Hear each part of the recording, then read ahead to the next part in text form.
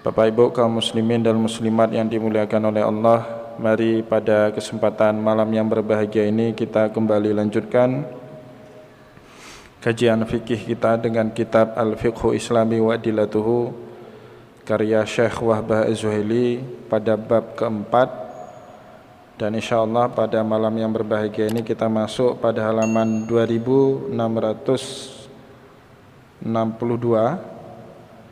subbab yang keempat, Rabi'an. Subbab yang keempat diberikan judul Allahu, segala sesuatu yang bisa melalaikan kita dengan Allah. Di dalam sebagian kitab fikih yang lain disebut dengan alatul lahwi, ya, alat-alat yang bisa menyebabkan kita lalai dari mengingat Allah Subhanahu wa taala. Pembaban atau pembahasan ini sendiri masuk dalam fikih sebenarnya terinspirasi dari firman Allah Subhanahu wa taala dalam salah satu ayat. Allah berfirman, wa minan nasi may yashtari lahwal hadisi liyutilla an sabilillah. Ada sebagian manusia may yashtari lahwal hadis, membeli omongan-omongan, percakapan-percakapan atau peralatan-peralatan yang kemudian itu bisa melalaikan seseorang dari jalan Allah Subhanahu wa taala. Maka kemudian para ulama berkepentingan untuk menurunkan apa-apa saja yang bisa dianggap melalaikan kita dari mengingat Allah Subhanahu wa taala. Jadi itu sebenarnya alasan kenapa bab ini muncul dalam fikih. Nah, dalam kitab Fiqhul Islami wa Adillatuhu, alat pertama atau hal yang melalaikan pertama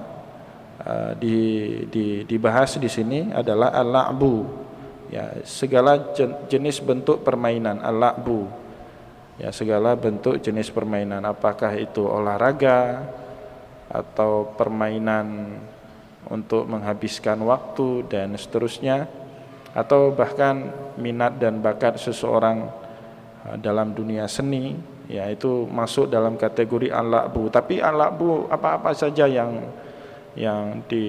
tidak dibenarkan. Nah, di sini kemudian dibahas secara detail oleh Syekh Wahbah Az-Zuhaili dalam kitab Fiqhul Islami wa Adillatuhu. Poin yang pertama, alif, yuhramu bil ittifaqi, diharamkan dengan kesepakatan para ulama, kullu la'bin fihi qimarun, setiap permainan yang di dalam permainan tersebut mengandung unsur qimarun. Ya, qimar itu kata lain dari maisir, atau kita terjemahkan dalam bahasa keren kita sekarang, ada unsur gamblingnya, ada unsur judinya di situ. Jadi setiap permainan yang mengandung unsur gambling atau perjudian, maka permainan itu pasti dengan kesepakatan para ulama diharamkan permainan tersebut untuk dimainkan oleh setiap orang yang beriman. Nah, ini harus kita garis bawahi baik-baik Bapak Ibu. Dulu orang main judi atau ada unsur perjudian itu kalau dalam budaya orang Aceh biasanya main batu, itu yang paling umum. Tapi nampaknya di masa sekarang bukan batu lagi, tapi judi online. Saya kebetulan ada 2 orang jamaah kita itu mengadu sama saya, istrinya main judi online tanpa sepengetahuan suaminya, istrinya guru, ya, sampai SK PNS-nya itu disekolahkan ke bank demi ikut main judi itu. Akhirnya kalah, ya, kalah duit ratusan juta enggak tahu kemana, ya, tapi terus, ya, namanya judi seperti itu. Kalau kalah kepingin balik uang yang sudah hilang itu, kepingin balik. Memang itu judi. Ya, kalau menang merasa tidak cukup, ketagihan. Ya, ada adiktifnya dalam judi itu. Menang 10 juta, kepingin dapat 20 juta. Menang 20 juta, kepingin dapat 60 dan seterusnya. Seperti itu main judi. Tapi kalau kalah juga terus mengejar untuk mendapatkan balik duit kita yang sudah diambil orang. Itu kan judi. Nah, pada akhirnya ini peristiwa nyata Bapak Ibu. Saya dicurhatin sama suaminya. Suaminya itu jamaah kita, ya, tanpa sepengetahuan suaminya akhirnya rumah-rumah ikut digadai, sertifikat rumah digadai itu. Habis, sekarang tinggal di kos, rumah punya, ya cukuplah. Ya, rumah tipe 70 digadaikan gara-gara judi online itu, dan kasusnya banyak, bukan satu. Saya sudah dapat 2 yang minta gimana cara solusi keluarnya. Itu ada 2 orang yang sudah cerita sama saya. Nah, nampaknya ini marak sudah perjudian online itu, dan ini perlu ditegaskan, apapun bentuk yang ada unsur perjudian di situ, nasib-nasiban di situ, ya ndak ada usaha, ndak ada unsur usaha, dan satu pihak menzalimi pihak yang lain, pihak yang menang selalu diuntungkan dan pihak yang kalah selalu dirugikan, itulah yang namanya qimar atau maisir, yang disepakati oleh para ulama berdasarkan ayat Al-Quran maupun hadis Rasulullah SAW untuk diharamkan. Ya, itu bahaya sekali. Kalau dulu masih mending Bapak Ibu, kalau dulu mohon maaf memang tidak betul, tapi masih mending daripada sekarang. Dulu kan judinya kita apa, sambung ayam kan gitu, main gaplek, apalagi main batu, taruhannya mungkin cuma 20.000, 200.000, paling kencang itu 1 jutaan, paling kencang itu. Walaupun ini haram, saya tidak menghalalkan ini, tapi sekarang ratusan juta online itu, jadi tergiur semua orang, apalagi budaya modern. Kita di budaya modern ini, orang yang hidup dalam budaya modern sangat terpengaruhi dengan budaya instanisme. Saya menyebutnya instanisme, budaya kepingin cepat semuanya. Cepat itu baik Bapak Ibu, cepat akselerasi dalam segala perbuatan itu baik, bekerja cepat itu baik. Nah, main sepak bola kalau nggak punya kecepatan nggak akan menang, kayak timnas Indonesia misalnya, nggak akan menang itu. Tapi yang nggak boleh itu tergopoh-gopoh, instanisme itu tergopoh-gopoh, tergesa-gesa, terburu-buru, dan itu kan ditegaskan oleh Rasulullah, al-ujlatu minasyaiton. Instanisme, tergopoh-gopoh dalam menyelesaikan sesuatu itu bagian dari setan. Orang kita, orang budaya modern Bapak Ibu, orang yang hidup di era modern ini kepingin cepat kaya, tapi usaha sungguh-sungguh tidak mau, itu masalah. Itu penyakit kita. Pingin punya kekayaan sekian, tapi usaha keras tidak mau, pingin cepat. Akhirnya jalan pintas yang dipakai. Jalan pintas yang paling mudah apa ya? Judi tadi, judi online. Kita tidak mesti ke Hong Kong, tidak mesti ke Pulau Macau main judi, tidak mesti kalau tetangga kita itu, negara tetangga kita di Genting Island main judi, cukup di Aceh melalui online transfer. Waduh, itu kacau benar itu. Ya, haram itu, dosa besar Bapak Ibu. Judi itu termasuk dosa yang mendapatkan kecaman, min amali syaiton kata Allah Subhanahu wa taala. Jadi kaidah dalam Islam mengatakan dosa besar itu ada 2. Yang pertama yang disebut dengan al-mubiqat. Rasulullah menyebut istanibu sab'al mubiqat, ada 7 dosa besar yang disebut di situ, seperti syirik, zina, makan riba, makan harta anak yatim, sihir dan seterusnya. Selain itu, setiap perbuatan yang dicela dengan celaan yang kuat di dalam Al-Quran itu juga termasuk perbuatan dosa besar. Salah satunya apa? Khamar, minum khamar, maisir, berjudi, mengadu nasib dan seterusnya. Nah Bapak Ibu yang dimuliakan oleh Allah, kemudian Syekh Wahbazweli melanjutkan, wa huwa ayyughnama ahaduhuma wa yughramu al-akharu. Jadi yang namanya qimar itu, apa qimar itu? Apa judi itu? Salah satu pihak merasa diuntungkan, di mana pihak yang lain sangat merasa dirugikan. Itu judi. Kalau ada orang membahasakan judi itu kan nasib-nasiban. Semua kegiatan kita nasib-nasiban Bapak Ibu. Semua mengandung resiko kan gitu. Misalnya Bapak Ibu sebagai PNS, itu kan nasib-nasiban juga. Kita PNS profesional misalnya, tapi dibaca sama orang kita pendukung seorang tokoh politik ini, maka ketika tokoh politik yang kita kerja dengan dia tidak terpilih lagi, nasib-nasiban kita tidak dipekerjakan lagi. Bukan itu yang dimaksud dengan judi, itu bukan judi. Jadi di situ tidak ada pihak yang dirugikan, ya karir kita tetap, yang nggak ada jabatan, itu aja. Ya, bukan itu. Main sepak bola itu nasib-nasiban juga. Kalau bagus mainnya, kesehatannya bagus, tidak cedera, insya Allah karirnya bagus, dapat kontrak jangka panjang. Tapi kalau main bola di sliding dari belakang, patah kakinya, itu kan nasib-nasiban, bukan itu maksudnya. Ya, tapi di sini maksudnya adalah ayughnama ahaduhuma wa yughrama al-akharu. Ada satu pihak yang sangat diuntungkan di mana ada pihak yang lain merasa sangat dirugikan. Itu namanya judi atau khimar yang dilarang di dalam Islam. Li'annahu minal maisiri. Ya, jadi judi ini termasuk dari maisir yang dilarang di dalam Al-Qur'an. Ai al-qimarul ladzi amarahullahu bi'ijtinabihi fi qaulihi ta'ala. Jadi judi, maisir atau qimar yang masuk ke dalam perintah Allah Subhanahu wa taala di dalam Al-Qur'an untuk kita jauhi. Apa firman-Nya Allah di dalam surah Al-Maidah ayat 90, Allah Subhanahu wa taala berfirman, ya ayyuhalladzina amanu innamal khamru wal maisiru wal ansabu wal azlam rijsun min amali syaitan fajtanibuhu la'allakum tuflihun. Jelas sekali Bapak Ibu ayatnya itu. Jadi ini penegasan dari Al-Qur'an yang mengatakan, orang-orang yang beriman, sesungguhnya khamar, minum tua, mabuk-mabukan, ya sehingga hilang ingatan, tidak bisa berpikir sehat, kacau pikirannya sehingga melakukan perbuatan-perbuatan tidak betul. Dan sekarang Aceh memang darurat ini Bapak Ibu.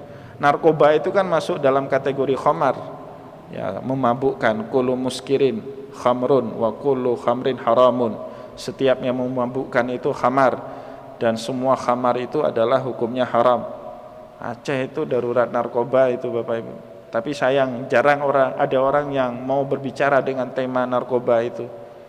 Ya, kalau dulu di kampung rata-rata orang baik semua. Ada page gampung istilah dulu. Page gampung, kalau ada orang nggak benar di kampung itu pasti tokoh masyarakatnya akan menjalankan fungsi sosialnya. Ada sanksi sosial. Dan bagi masyarakat kita dulu Bapak Ibu, kena sanksi sosial itu lebih berat dibandingkan hukum positif, hukum negara, hukum KUHP. Kalau hukum KUHP kita ditangkap, masukkan penjara di Lambaru sana, tidak ada yang tahu, pulang, tinggal bilang aja, baru keluar dari daerah, baru pulang dari luar daerah, kan gitu, mudah. Jadi bisa cepat nama baik kita pulih. Tapi kalau hukum sosial, hukum sanksi adat, waduh, seumur hidup malu itu. Diasingkan, tidak boleh lagi masuk kampung, nggak dianggap lagi warga kampung, waduh. Padahal datuk kita orang kampung itu, nenek kita orang kampung itu, bapak kita orang kampung itu, tapi diusir, waduh, itu berat. Tapi sekarang kayaknya tidak berlaku lagi, ya, tidak ada lagi istilah page kampung itu. Jadi khamar itu tidak boleh didekati, apapun bentuknya. Narkoba itu tidak boleh didekati, ya, bahaya sekali, bisa menghancur generasi depan kita itu. Jadi tokoh-tokoh kita sekarang sibuk dengan urusannya masing-masing gitu. Yang politikus sibuk dengan urusan politiknya, yang ulama juga sibuk dengan urusan khilafiyahnya, ya, sehingga tidak ada yang mengurusi masalah-masalah narkoba ini, padahal darurat betul narkoba di tempat kita. Yang kedua, al-maisir wal maisir tadi, berjudi, ya, salah satu pihak diuntungkan di mana pihak yang lain dirugikan, itu namanya maisir. Wal ansab, berkorban untuk berhala, itu ansab namanya. Ini mungkin tidak ada lagi di tempat kita. Ya, kalau masih ada betul-betul jahiliyah lah kita itu.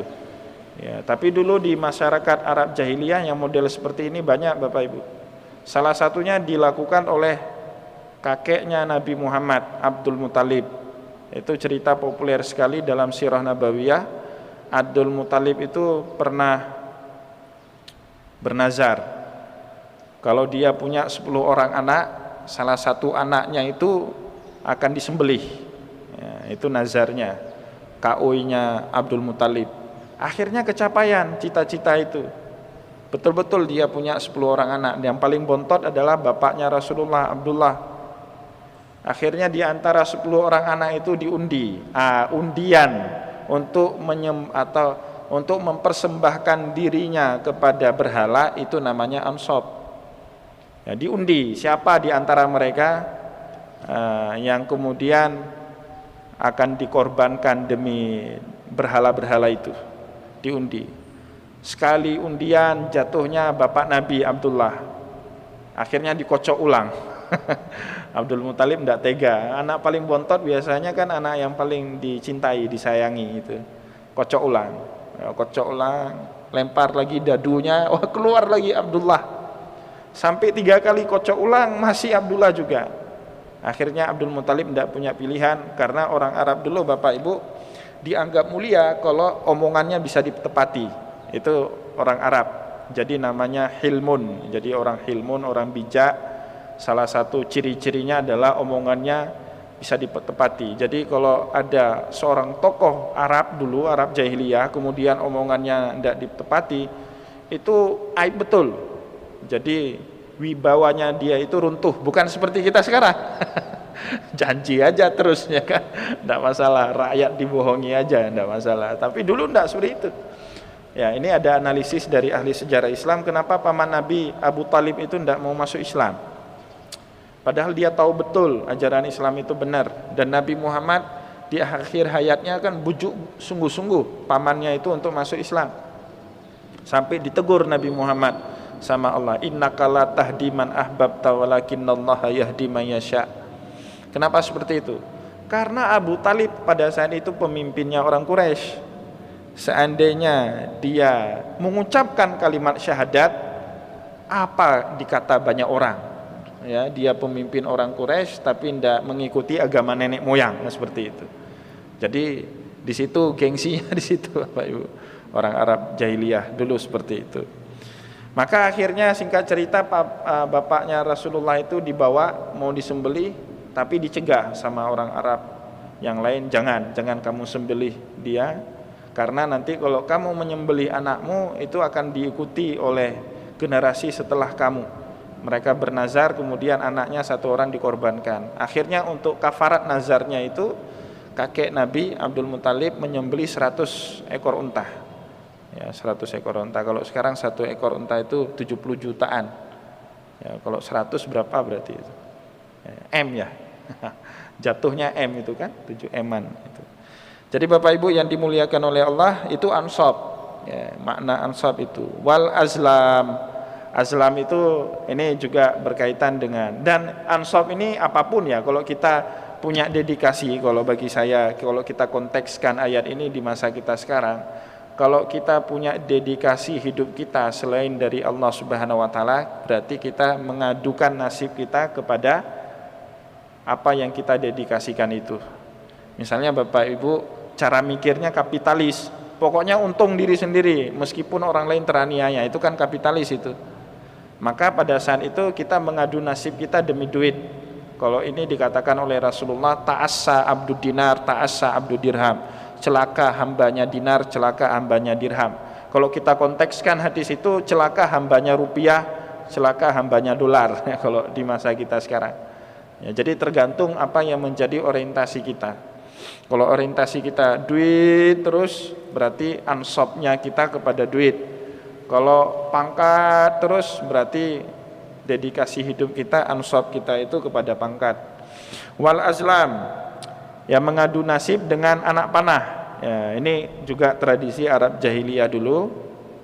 Jadi yang dimaksud dengan anak panah itu, dalam sebagian kitab tafsir ketika menafsirkan ayat ini, bukan anak panah yang ujungnya runcing, kemudian belakangnya itu ada semacam bulu, kemudian ditembak, bukan itu maksudnya anak panah di sini.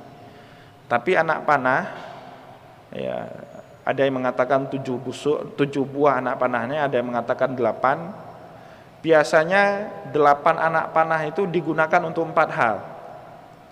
Dan anak panah itu kalau tidak ada orang yang pakai, ditaruh di dekat berhala yang namanya Hubal, disimpan di situ.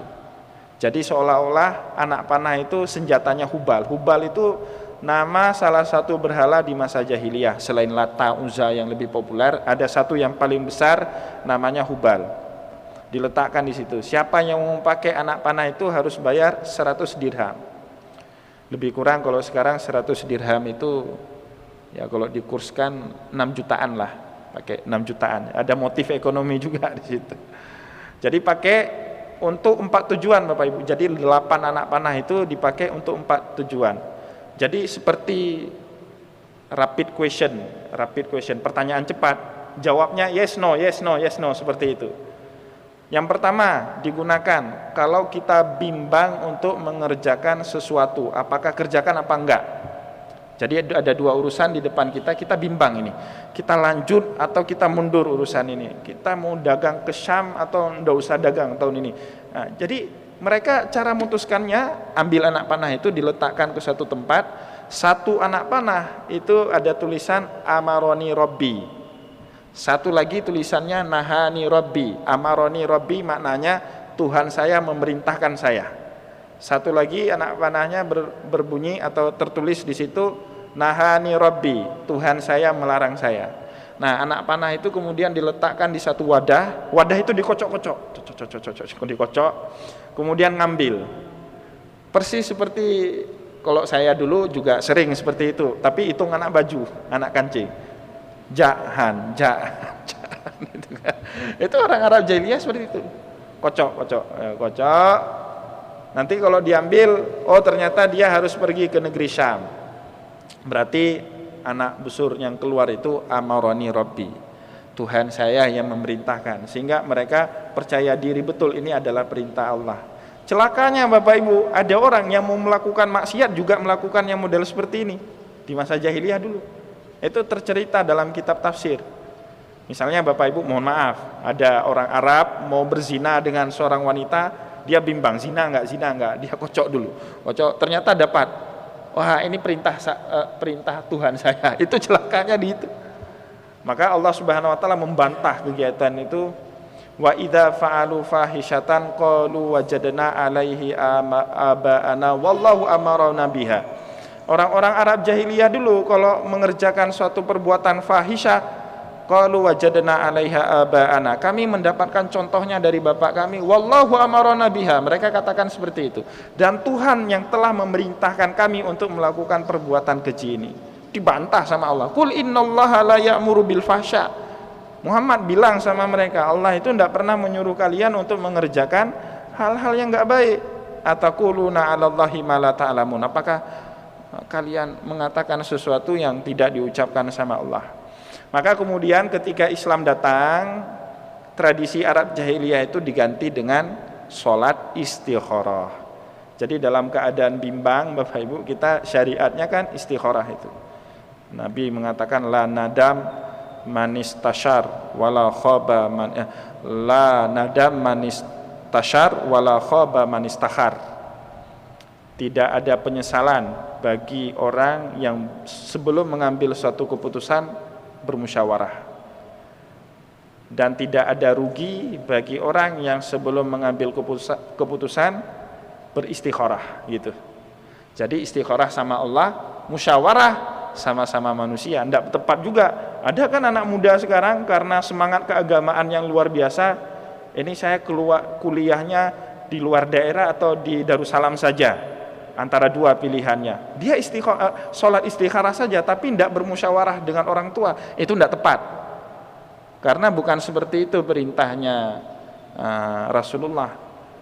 Musyawarah sama manusia, istikharah sama Allah Subhanahu wa taala. Tidak ada penyesalan bagi orang yang bermusyawarah dan tidak ada rugi bagi orang yang beristikharah. Seperti itu. Jadi dua arah selalu seperti itu Bapak Ibu.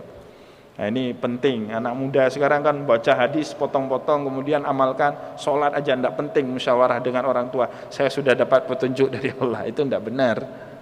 Itu tidak benar. Harus dua arah selalu. Baik, itu yang kedua Bapak Ibu. Ya, yang kedua. Yang pertama tadi ya. Yang pertama. Yang kedua, kalau istrinya kedapatan berzina atau dia menuduh istrinya selingkuh. Dari perselingkuhan itu ada anak. Dia ragu ini anak hasil hubungan dengan dia atau hasil hubungan dari selingkuhannya. Bagaimana cara menentukannya? Orang Arab jahiliyah dulu ngambil dua anak panah lagi. Satu anak panah tertulis di situ wahidun minkum wahidun ghairakum, seperti itu. Jadi ada dua anak panah, salah satunya tertulis wahidun minkum, dia bagian dari kamu. Satu lagi tertulis dia bukan bagian dari kamu. Taruh di wadah itu, kocok. Kalau ketemu yang tulisan wahidun minkum, maka anak itu adalah bernasab kepada dia, meskipun kadang hasil selingkuhan. Kalau sekarang kan tidak butuh lagi kita itu, bisa tes DNA macam-macam. Nah, itu diganti dalam Islam dengan li'an namanya. Ada namanya li'an, Bapak Ibu. Li'an itu suami bisa menggunakan haknya untuk meli'an istrinya, sekaligus akan berefek anak yang dihasilkan dari pernikahannya itu dia menuduh atau membantah bukan nasab dari dia. Itu namanya li'an. Jadi Islam itu fair, mengharamkan sesuatu pasti diganti solusinya, seperti itu. Islam itu seperti itu. Itu yang kedua. Yang ketiga, dalam perbuatan kriminal. Ya, kalau ada perbuatan kriminal, kenanya kisos. Ya, orang membunuh dibunuh, seperti itu. Tapi kalau dia mendapatkan pengampunan dari keluarga yang dibunuh, orang Arab jahiliyah itu nanti akan pakai anak undian. Ambil 2 anak panah, salah satu anak panah tertulis aklun. Aklun itu artinya bayar diat. Satu lagi afwun. Afwun itu maaf, tidak usah bayar diat apapun, kocok. Nah, dapat kebetulan aklun, maka orang itu dimaafkan, tidak dibunuh, tapi wajib bayar diat, berapa ekor unta dan seterusnya, seperti itu. Itu yang ketiga. Yang keempat, ada yang namanya sebelum gali sumur ambil anak panah. Satu anak panah tidak bertulis apa-apa. Satu anak panah lagi ada tulisan miyahun. Miyah itu jamak dari kata ma. Jadi miyah, kocok. Dulu kan nggak ada teknologi seperti sekarang. Orang sumur bor itu kalau ini ada air, ini tidak ada air, ini ada air. Ada ilmunya itu. Apalagi ahli geologi itu tahu betul itu daerah mana yang bagus air sumurnya, ini yang nggak bagus air sumurnya. Ini kalau gali di sini bukan sumur yang keluar minyak, itu tahu betul mereka. Kalau dulu kan nggak ada, maka mereka memutuskannya dengan undian itu. Jadi anak panah taruh 2, kocok, miyah tulis, gali di situ. Entah dapat air apa enggak, itu urusan lain. Nah, ini namanya azlam. Ya, azlam yang disebut-sebut dalam surat Al-Maidah ayat 90 ini. Ya, kata Allah Subhanahu wa taala, keempat hal tadi, al-khamru wal maisiru wal ansabu wal azlamu rijsun min amali syaitan. Semuanya perbuatan yang enggak baik, min amali syaitan, dari pekerjaannya syaitan, fajtanibuh. Kita diminta untuk menghindar dari itu, untuk menjauh dari itu.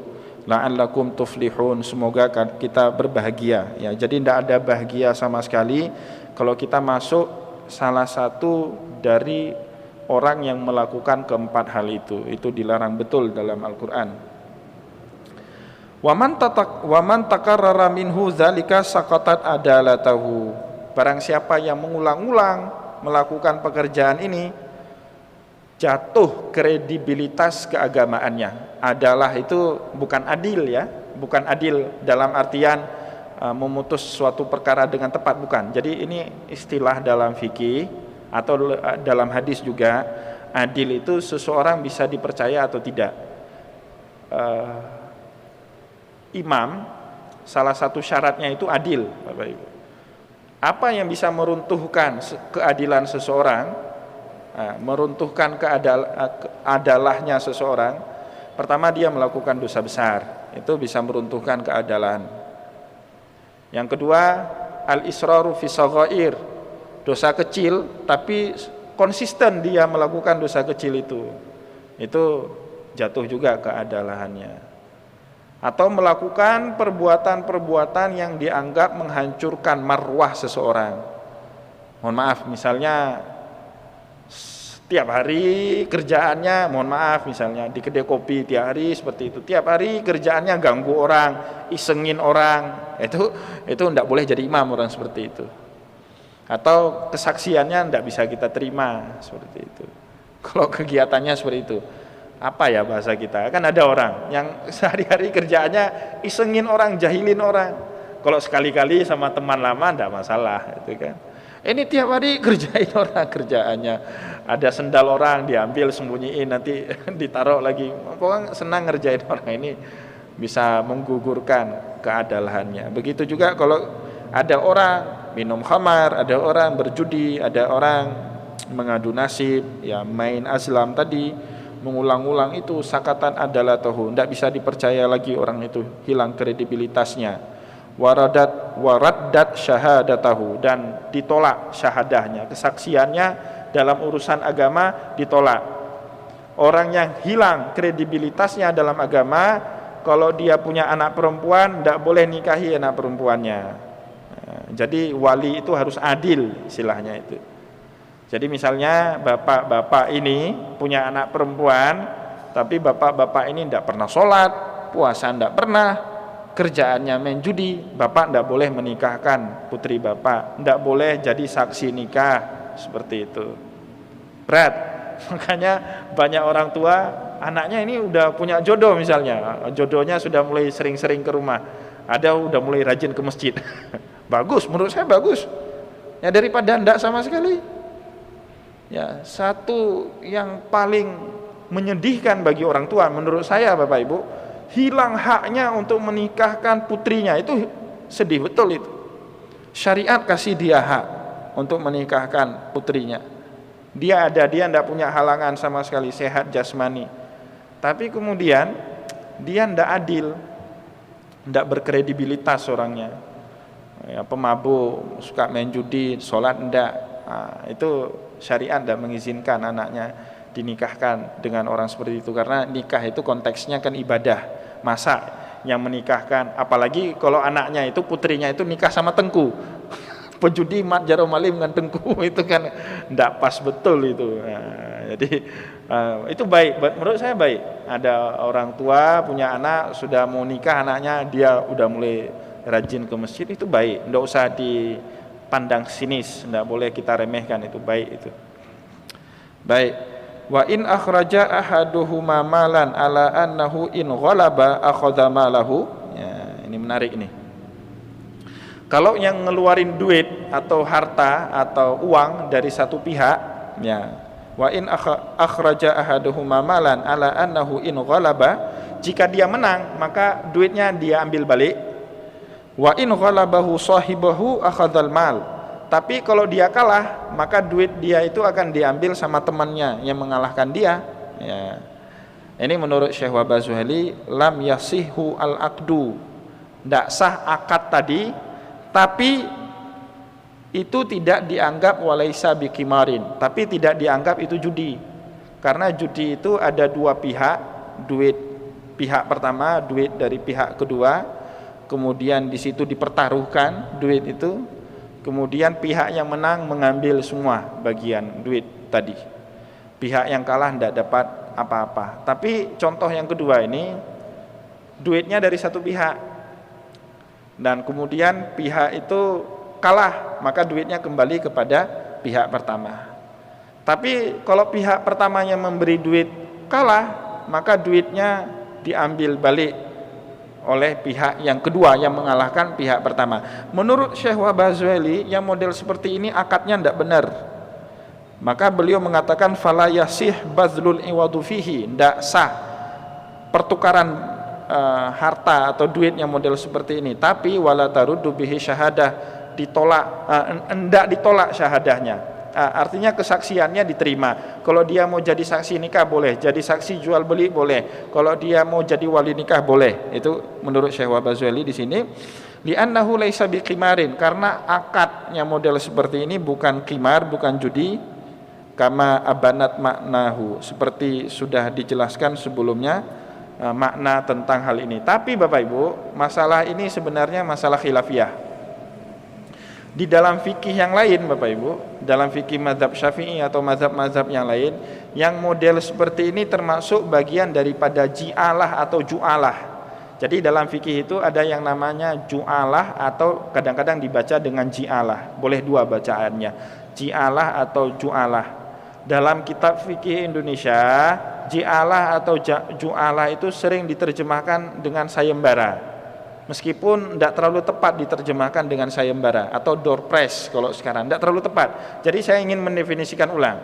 Ji'alah itu Bapak Ibu, hadiah atau upah yang diberikan oleh pihak pertama kepada pihak kedua, kompensasi terhadap prestasi atau jasa yang diberikan oleh pihak kedua kepada pihak pertama. Itu ji'alah namanya. Bukan hadiah ya. Kalau hadiah tidak ada kompensasi apa-apa.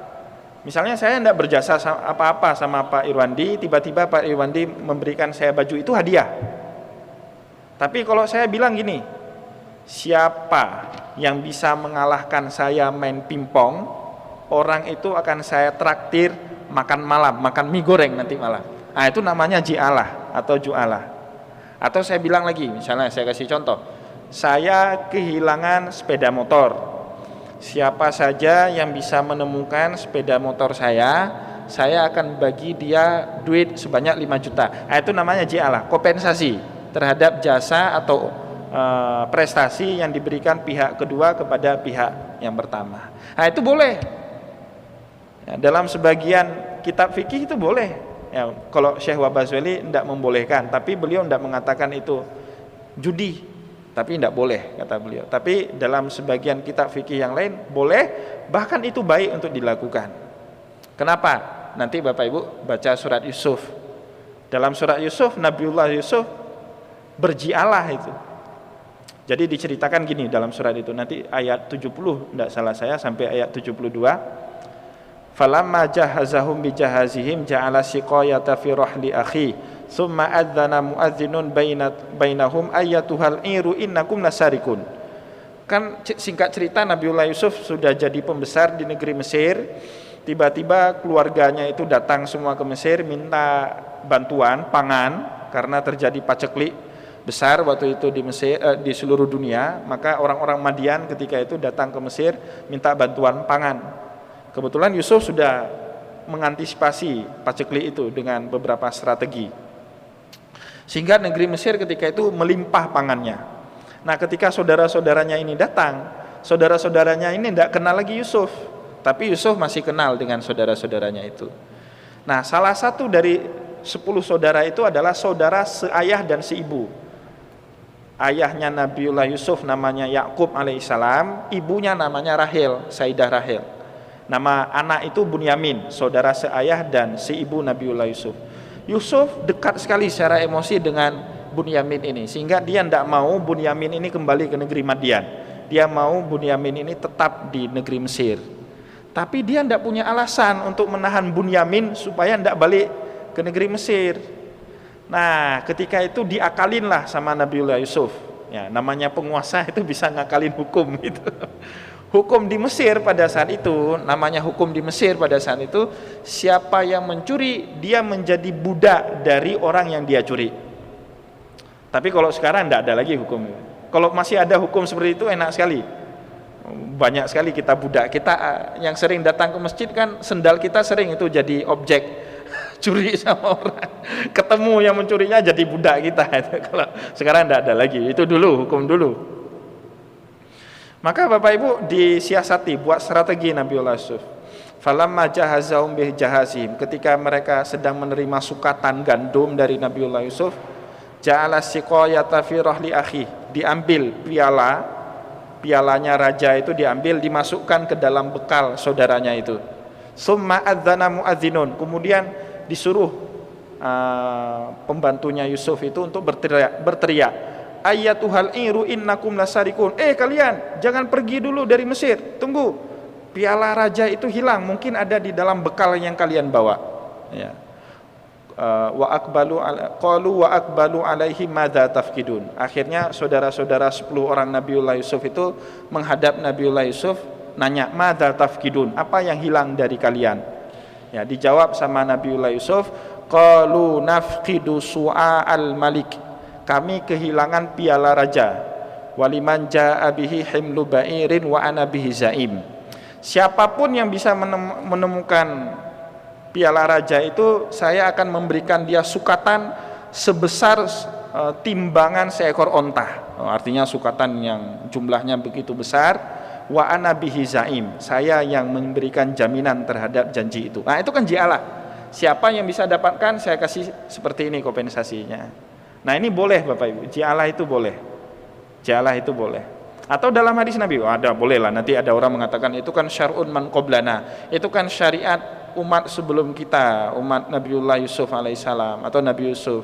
Nabi Muhammad mana? Ada, dalam Sahih Muslim ada juga cerita tentang jialah itu. Ada beberapa sahabat Nabi pergi ke dakwah ke dalam pedalaman suku Baduin, tapi mereka tidak diterima. Ya, mereka mau minta masuk ke kampung itu tidak diterima, tidak mau dijamu, mereka diusir dari kampung itu.